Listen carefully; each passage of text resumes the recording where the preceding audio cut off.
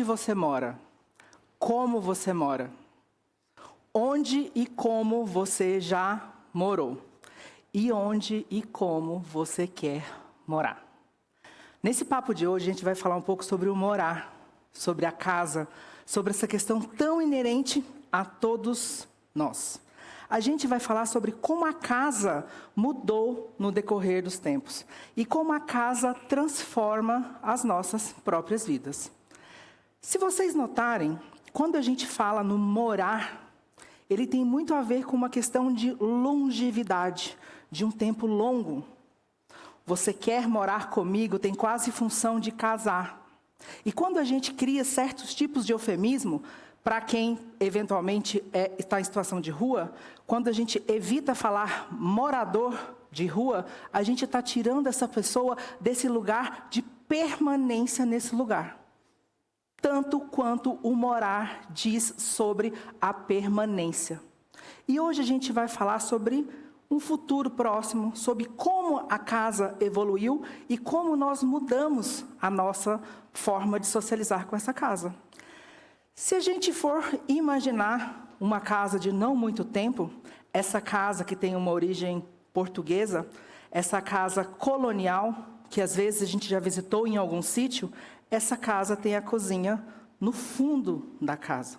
Em menos de 50 anos, essa cozinha veio para dentro da casa.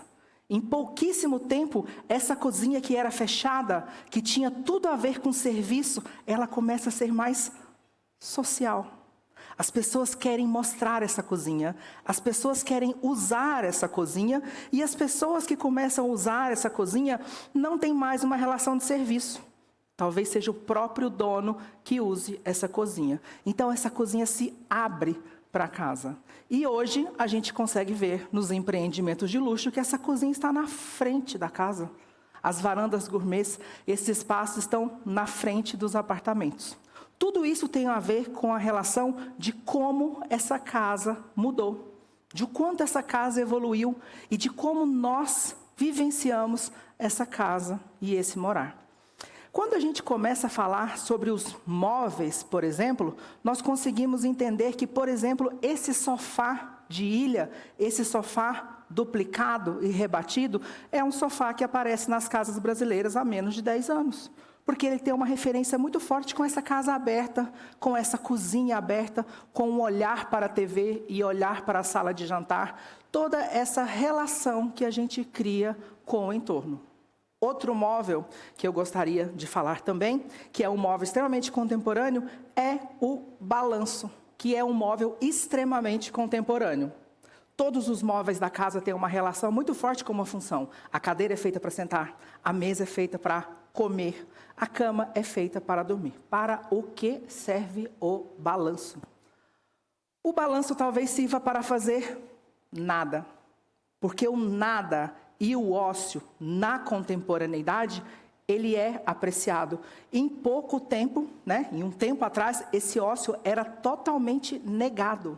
Fazer nada era um grande problema. E hoje as pessoas precisam de espaços em casa para fazer nada. Quando a gente fala dessa casa que evoluiu, cada vez mais a gente precisa que essa casa esteja conectada com a vivência da pessoa que mora nela. Seguir o que o vizinho faz, seguir o que a revista manda, ou seguir algum uso que as pessoas estão fazendo, é uma loucura, porque cada vez mais a casa tem que refletir como essa pessoa vive, como ela recebe, quem é essa família, como é essa família. Essa vivência e esses hábitos criam essa nova casa. E essa casa que está cada vez mais conectada com o próprio eu. Essa casa fala cada vez mais de quem mora nela, de como essa pessoa vai morar e de como ela vai viver. Se a gente começa a olhar para as novas gerações, elas têm uma relação totalmente diferente com a casa. Uma geração atrás, as pessoas queriam falar de posse. A pessoa queria ter a casa de praia e queria ter a casa de campo. Hoje em dia, os Gen Z, com o Uber e com o Airbnb, a gente começa a entender que essas pessoas estão muito mais ligadas com a experiência do que com a posse. A experiência é mais importante. como essa pessoa vive esse lugar e como ela experimenta esse lugar, e a vontade dessa pessoa de experimentar novos lugares e não um só. Lembram da permanência?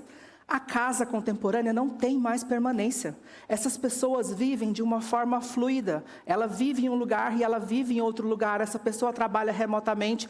E tudo isso cria uma nova espacialidade para essa casa.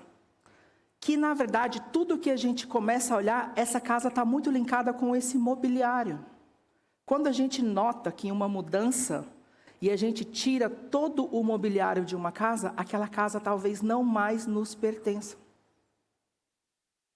Então, quando a gente faz essa relação muito forte entre a casa e o mobiliário, a gente consegue entender que essa relação da vivência e do mobiliário é o mais importante.